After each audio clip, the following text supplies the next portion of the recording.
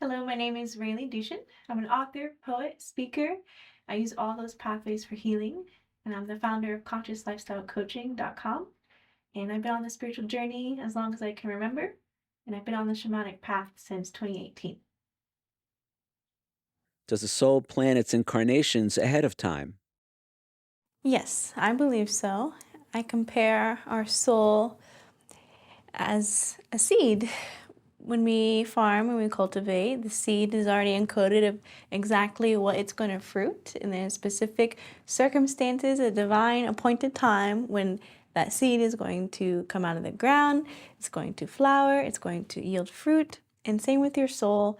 Everything's already mapped out specifically and perfectly destined for your path. So you don't have to spend so much time worrying and just allowing that pull and that destiny to be revealed through you and through that love that is being stored within you. And it's helpful to remember that, seeds are planted in darkness. And so, our sufferings, our pains, our traumas, our stories that we're coming with is just as much part of the process as the point of when we yield the fruit and the blessing in our life. And so it gives us grace and compassion to know that, yes, we've created it for a higher plan, a higher path, even if we can't see it yet. Why would a soul choose to leave heaven? We so much want to continue that journey of love of Source. But when you're with Source, the only way to create more of it is to separate from it. And so our souls choose to leave that Source, the home of love, and to experience on purpose the absence of it in order to know itself more, in order to create more of itself, and to reproduce that love in more beautiful, higher conscious ways here on this earth. So it's an act of love. It's an act of compassion for a soul to say, I know love, and I'm going to experience what it means to not have it again, because I love that much. It's a beautiful act of surrender and sacrifice for greater wholeness. What is the veil of forgetting and why do we need it? We come here and we need to forget where we came from and that we are divine because the remembrance of when that time occurs is very specific. It's very important. Everything is circulating around you in this universe in specific order. And so sometimes you have to be unconscious. It's part of the soul plan in your life to have these experiences so that when you awaken or when you're activated by someone else's journey, for example, it is going to be accelerated. It's going to be powerful at that time. And so you can have patience and grace with yourself when, why did I spend so many years in this drug addiction or this toxic relationship? But you were supposed to. It's still part of the empowerment. In the very moment that you awaken from it and you overcome it and you're moving forward, that specific moment is far beyond yourself. You're not going to realize, you're not going to know. But for some reason, that specific time, in that specific order, you're blessing other people. That choice in your life is going to sequence events that you don't even know yet. It is our plan and it's not our plan. We have to be okay with not understanding the whole picture and just allowing and surrendering to being a part of the greater mission of all. And so just trusting the divine order of our path is necessary. And that veil is also a sense of protection because it is a huge grief. It was for me when I remembered, oh, I'm not from here. Why am I here? I want to go home. And so it's almost a blanket of protection that will ease us gently into being here because it can be very traumatic for a soul when you were just in heaven and now you're in separation. So let's have gratitude for that veil, for its purpose and for its healing, its protection. Is life on the physical plane an illusion? Yes, because the lie when we're having this conversation is that we're in separation and that we left heaven. Some of us have come directly down from heaven. Some of us have been here many lifetimes on earth and haven't returned quite yet. But the illusion and the lie is that it's separate. It's still right here. Heaven is in this room. It's right here. We're looking at it. We're in it together. After death, do souls return to visit loved ones still on earth? Well, I believe our souls are always connected, and so when our loved ones pass, of course, not truly gone, still deeply connected. In fact, I believe when a being that we love, we're connected to, passes, part of their soul, their essence, their imprint in this reality, in this life, becomes more of an expression within you and outside of you. So you become more of who they were and what they gifted to you, and it's an exchange of energy. And so they're gone, but they're more actually with you. And of course, they visit. We have encounters, and there's always little signs. But with every moment of every breath, that loved one who's passed is still with you. Sometimes it can be quiet, it can be silent, and that's also to bring honor and respect to the peace and rest and stillness that we deserve after being here. And so we have to gift that space too, for that soul and that spirit after they pass to be with the divine and to restore, and just be open to how they speak to you, and live through you still. I think that is key. What is karma? Karma is contracts and life paths that have not been fulfilled yet towards higher consciousness, towards greater love. Not that it's a punishment. Your soul gets to choose whether you want to continue to fulfill that mission. Perhaps your soul has chosen, I want to keep trying, I want to keep working on this, so I'm going to try again. And there are younger souls where they've had lifetimes and they've done terrible things, and it's just the next step of the journey is to grow and to mature. And that's still just as natural, right? Just as we don't blame babies for making mistakes, it's a natural way of being. And same with karma. It's not a punishment. It is not defined as a sense of hell and torture for us. Karma, again, it's us being students and loving beings who chose to separate from source in order to learn about, evolve, and teach on what source, love, God is, to one another. So karma is meant to restore us back to wholeness. Again, it's that fracturing of separation, of disorganization, to come greater again towards wholeness, towards higher consciousness, towards God. And so, again, it's a great act of service and compassion that our souls choose to experience bad, evil, harmful things in lives, to do terrible, evil things, and yet the following life give back to the very same souls that in the previous lifetime you were here with, and now it's balanced. Now it's magnetized in opposite ways, where you're the victim of an act of violence in a past life, and now the roles have switched in this life. And so your souls are still loving each other. It is not personal. It's just an act of service to understand and again bring that wholeness towards God again. God doing its own shadow work through us. How do you define forgiveness? To forgive is to accept and to know truly that you have never given your power away. You have never been powerless. In fact, it was just an equal exchange of energy of when you wanted to, as a soul, experience something difficult and to understand and to learn at a greater extent what grace is, that God still loves you, that you can still love God.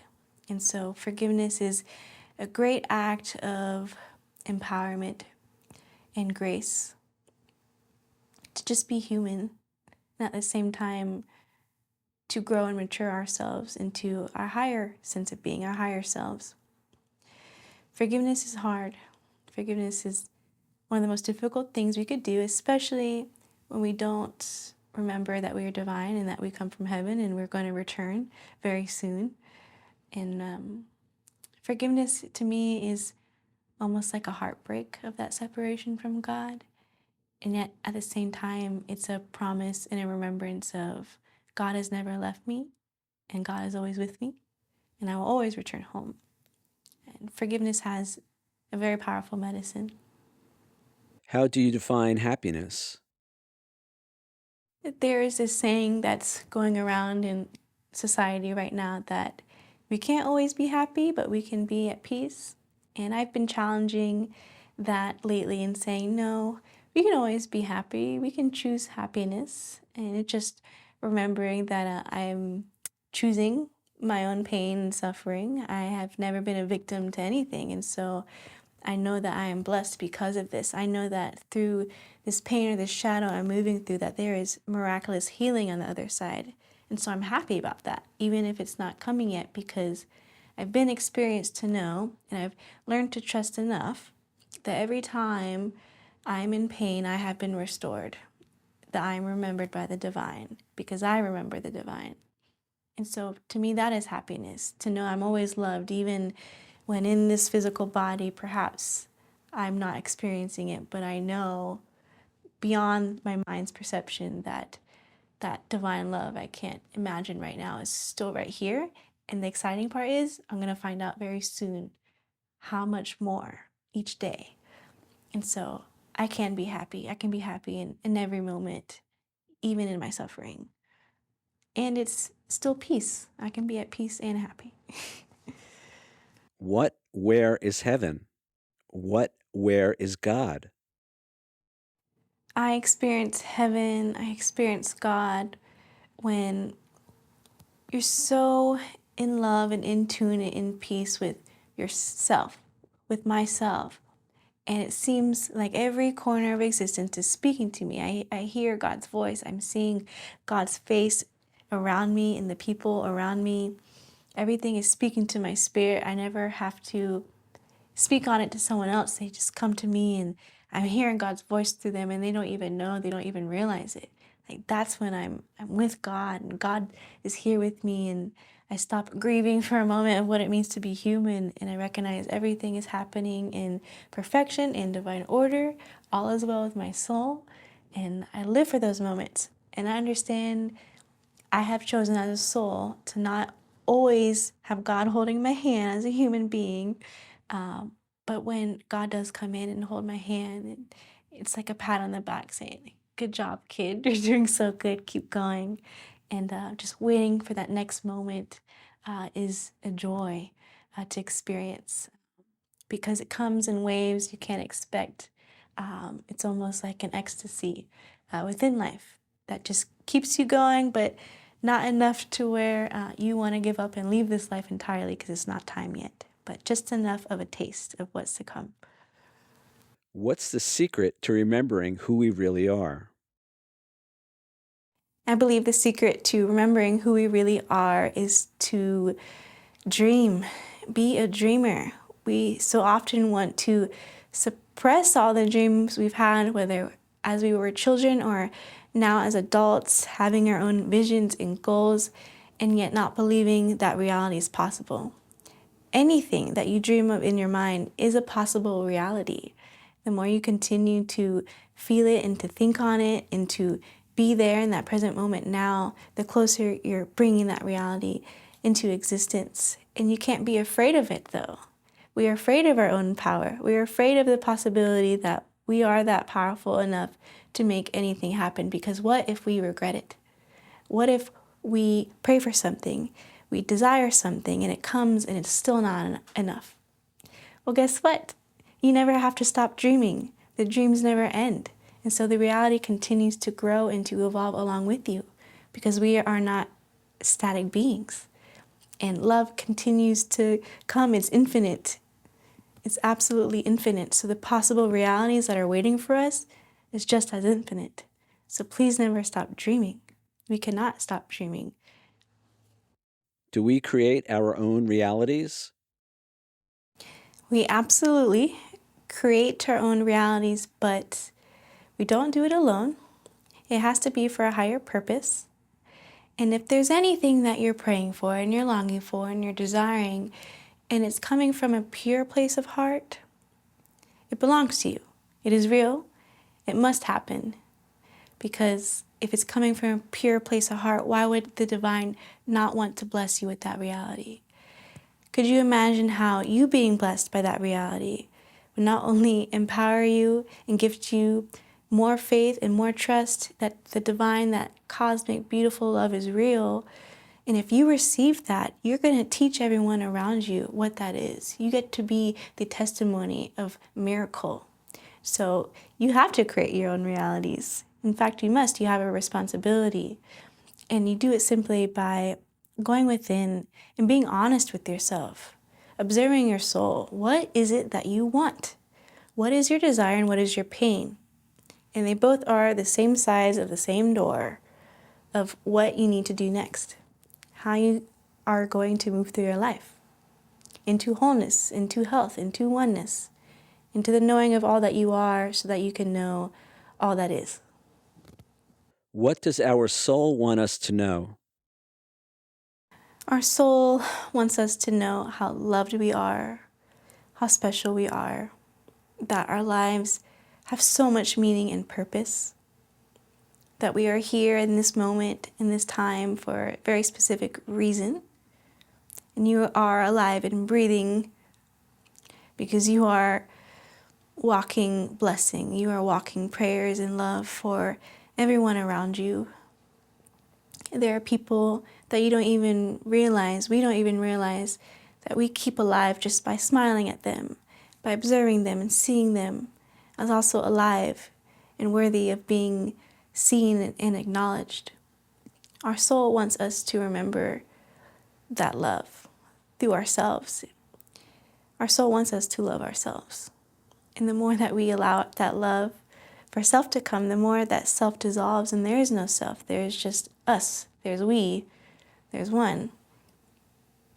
So I pray, whoever watches and listens, that you learn what your soul is and you love all of it, rebelliously and courageously, and never stop. Never stop building a relationship with your soul. Is there a positive message or message of hope you'd like to leave us with?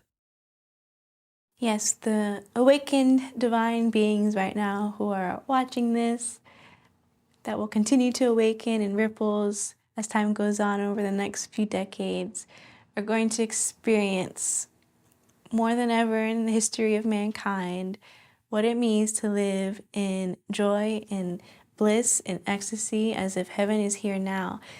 And it has to happen. It must happen. So this is a promise, because we're also going to see a lot of darkness. We're going to see war. And to fight that war of humankind, that spiritual warfare we're all moving through, God's love has to be more present than ever. God's love has to be manifested in the earth. And that's going to be through each of us. It's going to be through you. And so you're going to experience the manifestation of so much blessing if you keep your heart open despite any fear, any destruction, any evil that's happening around you. Stay strong. Just to keep your vision, keep your eyes on your soul calling, your soul mission. It's very focused. It's very direct. It's a laser beam of light in all darkness. If you stay committed to that path of loving despite fear, I promise you're going to experience a lifetime of bliss and love that you never could imagine. And so I thank you for being on this journey and being on this path and choosing to be here at this time. No matter how dark it gets, we are not alone. We're experiencing it together. And we are loved. We are blessed. And so let's continue to surrender to being here now and allow that love to come through our vessels, our bodies, and to love each other as deeply and rebelliously as we can. And let's do the divine's will through our lives. And that's the best we can do. And I believe good is always here to come. And that's because we're here. And I thank you.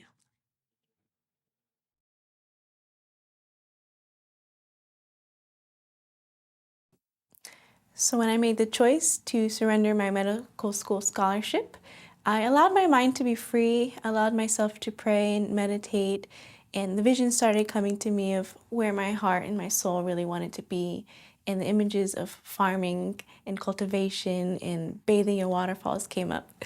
So I did just that, and I moved with $200 in my pocket in my 2004 Toyota Camry, fresh out of college, and moved to the mountains of North Carolina by myself. And I moved on to a homesteading farm, and that's when a deep surrender and passion and the birth of my business began. So when I was about 12 years old, I was in a household with a lot of chaos, a lot of struggle, and I had this most vivid dream I've ever had in my life to this date, where an angel came and took me to this library. I remember ascending up these beautiful white marble looking steps, massive library where there was no seeming end or dimension to when this library would end. It was so massive. And I remember this angelic being guiding me and walking me through this library, and the protection and the love emanating off this being was just so beautiful. And the angel, which I now know was Raileigh, took a book off the shelf and showed me the contracts of my life in this lifetime. And it showed me specifically 28 years old, my Saturn return, and what would happen. So I'm approaching that year now. I'm 27, and that angel told me that I would be marrying God. I'd be coming into heaven. So I have this panic, am I going to die?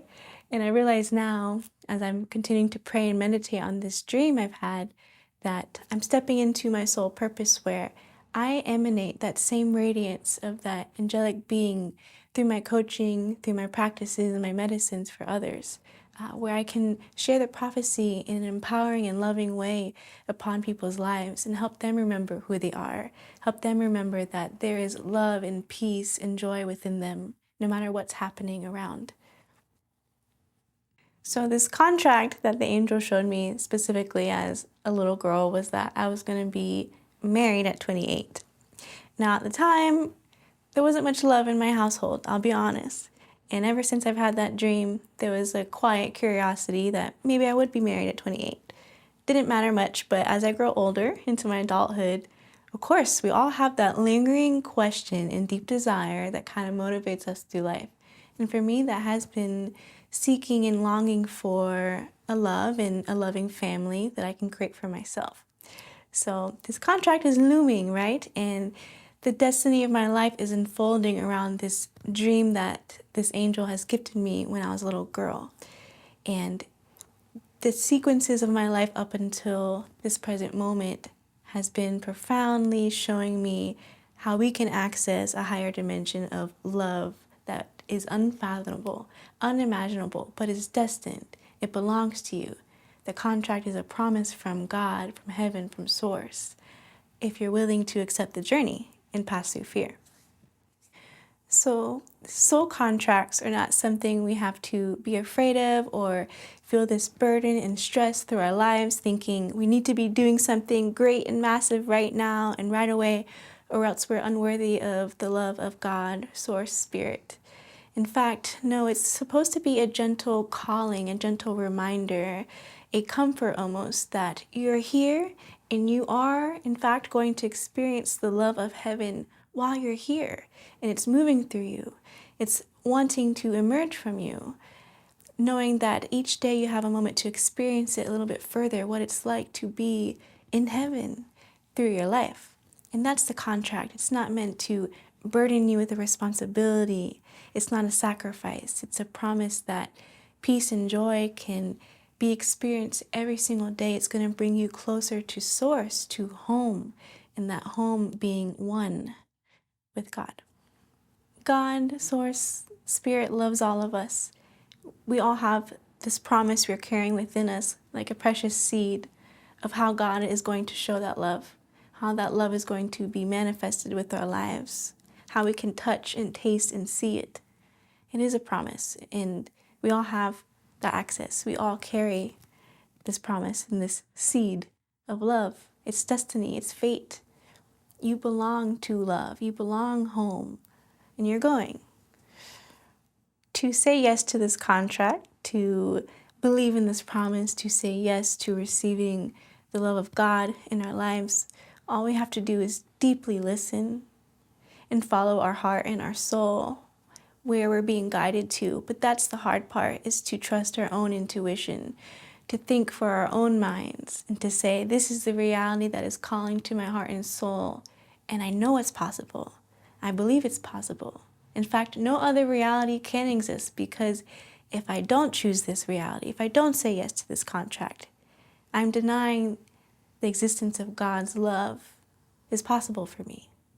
And so my greatest dream, my highest reality is promised to me, it is destined, it is me, in my truth, in my deeply listening of my heart.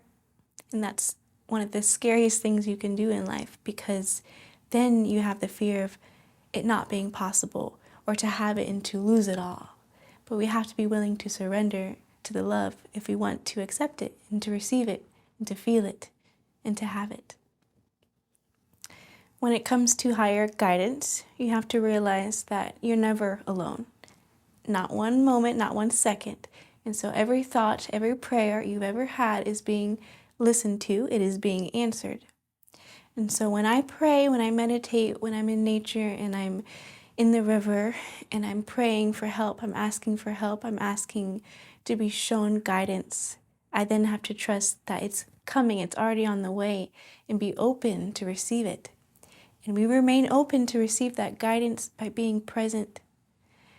When I drove to the mountains of North Carolina, I lived in a tiny cabin in the mountains, for the most part by myself.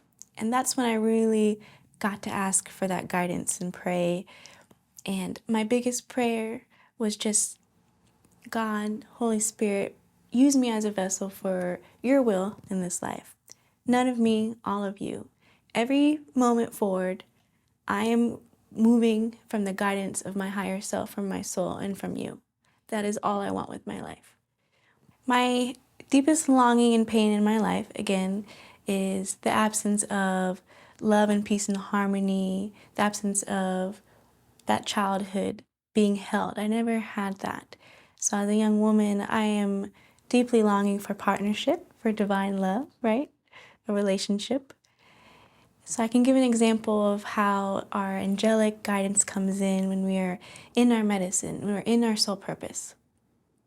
And I'm sitting at this river, another woman is with me, and she looks at me, and it's a beautiful sunny day, perfect day in the 70s in the mountains, in this beautiful, one of the cleanest rivers you can probably find in the southeast.